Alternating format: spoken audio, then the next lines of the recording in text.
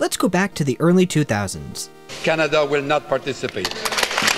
The economy was in great shape, rebel media didn't exist, and re-releases of video games were going through something of a golden age. Between the widespread adoption of the internet, where legally dubious ROM hosting websites and homebrew emulators first cropped up, and the plethora of ports pumped out on the PS2 and GBA, it was one of the better times to be able to pick up old games on new hardware. In fact, the Game Boy Advance became something of a host for an absurd amount of ports and remakes, many of which went on to become bestsellers on the system.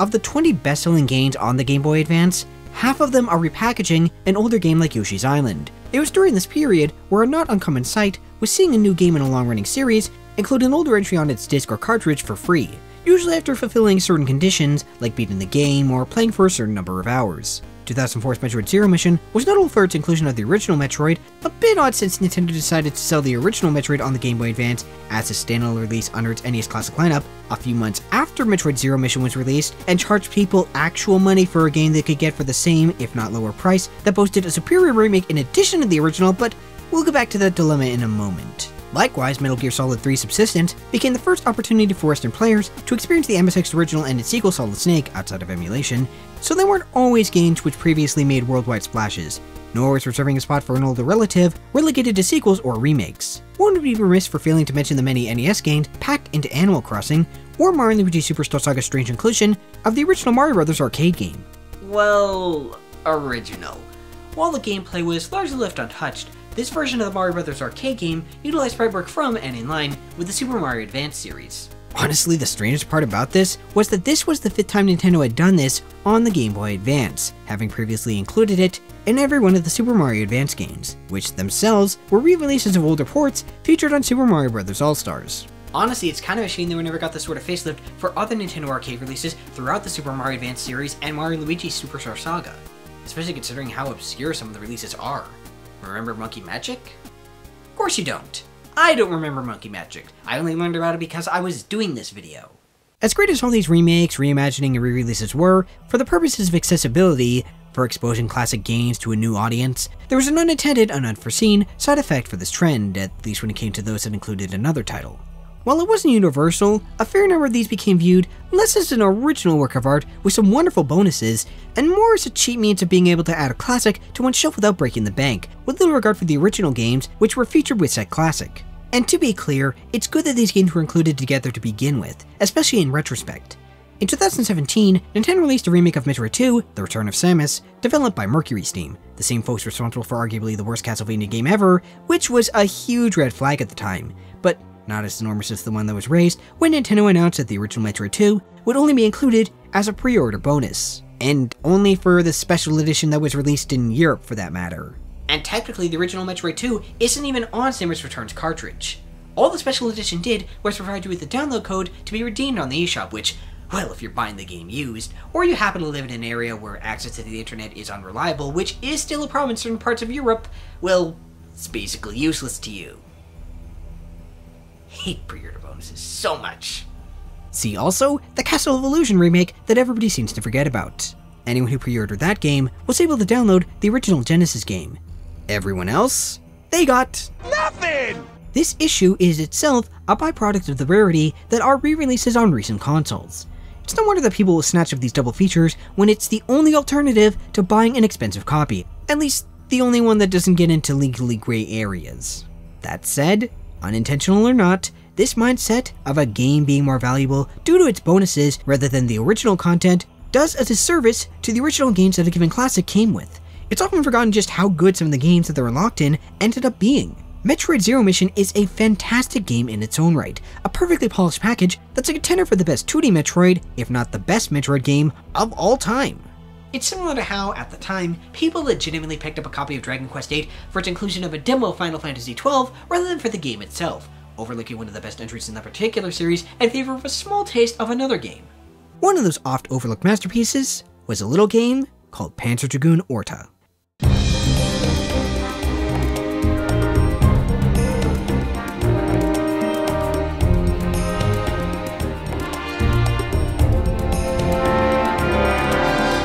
Released on the original Xbox in January 2003, Panzer Dragoon Orta quickly became known as the least expensive way to get the original Panzer Dragoon, due to it being featured as an unlockable. It is a fairly reductive view, albeit not unsubstantiated given how expensive getting a Sega Saturn is, let alone one of the 3 Panzer Dragoon games that were released on the system. The venerated Panzer Dragoon Saga in particular commands a ludicrous price point. As a result, for the longest time, Orta was simply viewed as the cheapest way to collect 2 out of the 5 Panzer Dragoon games and save up your money for Saga, especially since, aside from the original which was released twice before this, the series has remained stuck on the Sega Saturn and Game Gear, but we'll get into why that might have been the case later on. That viewpoint, true as it was and sadly still is still firmly rooted in overlooking Orta. That's disappointing because Panzer Dragoon Orta is an excellent game in its own right, a fantastic finale for this largely forgotten series, and we're going to go over why that is right now. In terms of design, Orta isn't a major deviation from the Panzer norm. It's an on-road shooter where you control a dragon-mounted hero, whose goal in each level is to lock on and fire away at anything and everything between you and the boss at the end of the level. During each stage, you'll morph between your trio forms on the fly, burst and break between the flurry of projectiles on screen, and gradually build up your berserker meter by dishing out consistent damage, with each form's fury manifesting in different manners. The heavy form creates a devastating laser, while the weaker but more mobile glide form will slightly heal the beleaguered beast with every enemy that's felled. The camera can be quickly rotated left and right in order to more quickly address the many monsters' attempted malicious maulings. It is built around this ability to snappily shift your focus from what's in front of you to behind. With more enemies and projectiles scattered throughout each section, Panzer Dragoon Orta is always keeping you on your feet with challenging confrontation after challenging confrontation. It makes for a smart, if small, shift that builds upon Panzer's previous foundation, one that the game takes full advantage of. This is why, although it took some time to adjust to the lack of dual analog controls, i.e. the target reticle and character are moved with the same stick, which, yes, was how they were controlled on the Sega Saturn, but the Saturn didn't have a controller with dual analog, or single analog for that matter, not until Knights came out, and that was a full year after the first Panzer Dragoon was released. This never truly becomes an issue. It's a deliberate design choice that adds to the overall challenge without handicapping the player's ability to face whatever obstacle crosses their path. Also, the controls for dashing, firing, changing the camera's controls can be matched with the buttons of your liking, which helps out a lot.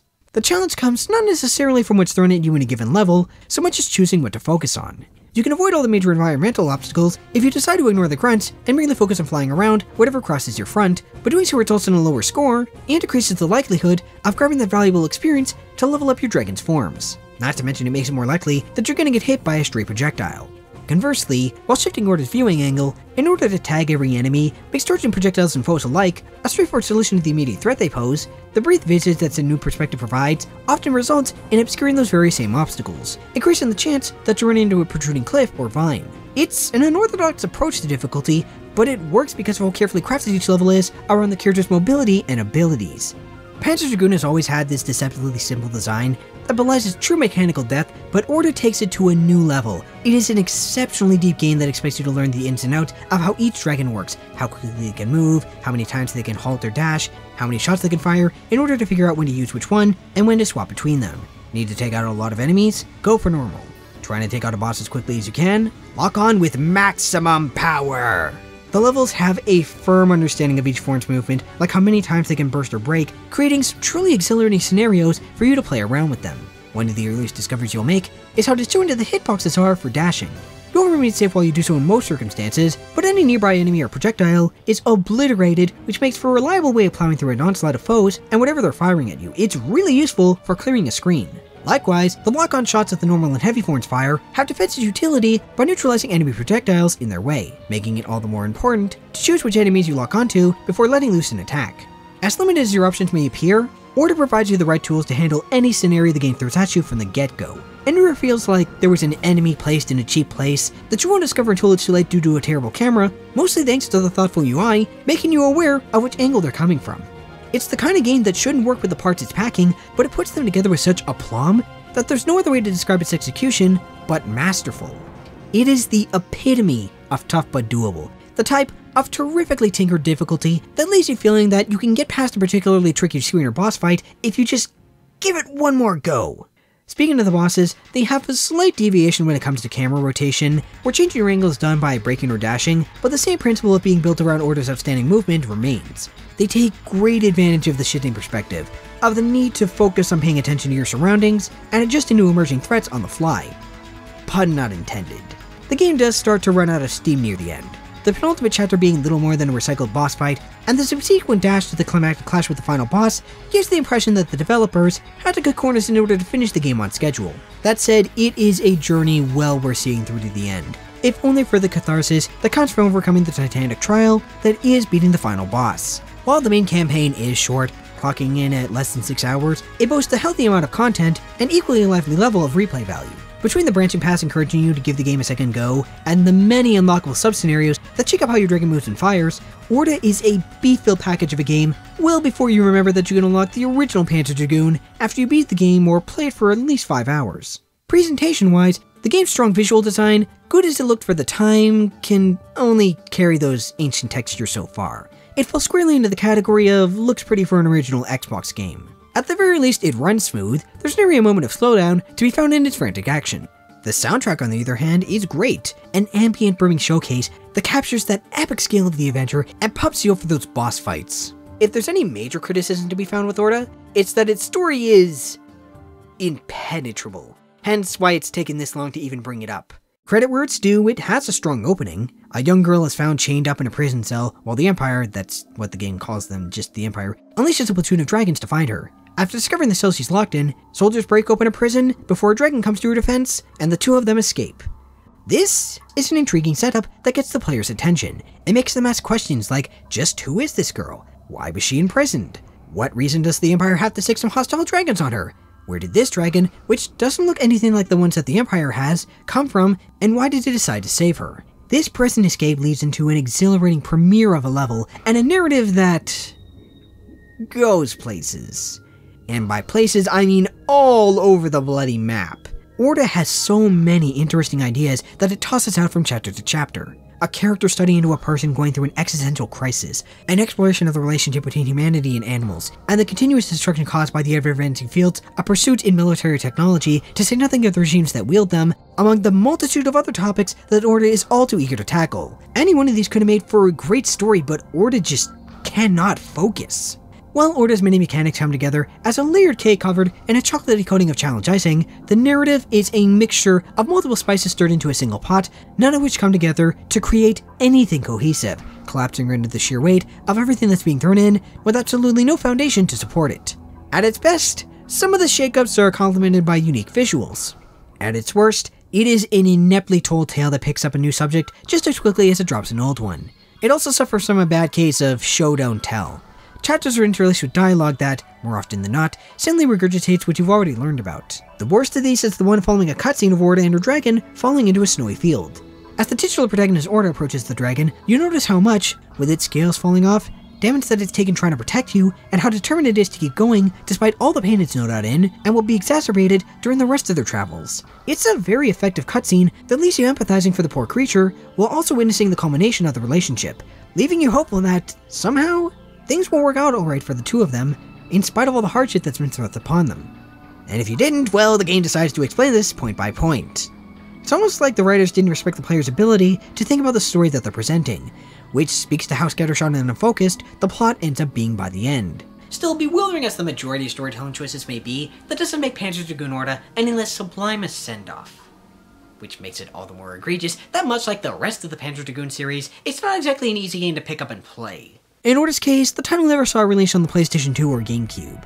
It certainly wasn't as inaccessible as other entries, owed mostly to the backwards compatibility of the 360, albeit Orta did suffer from a game-breaking bug in PAL regions when played on the Red Ringer, a bug that remained until April 2018, the same year that the game was given a spot on Xbox Live Arcade, making it and the original Panzer Dragoon easily playable on the Xbox 360 and Xbox One, and relatively inexpensive at $10. The other half of the series has not been as lucky.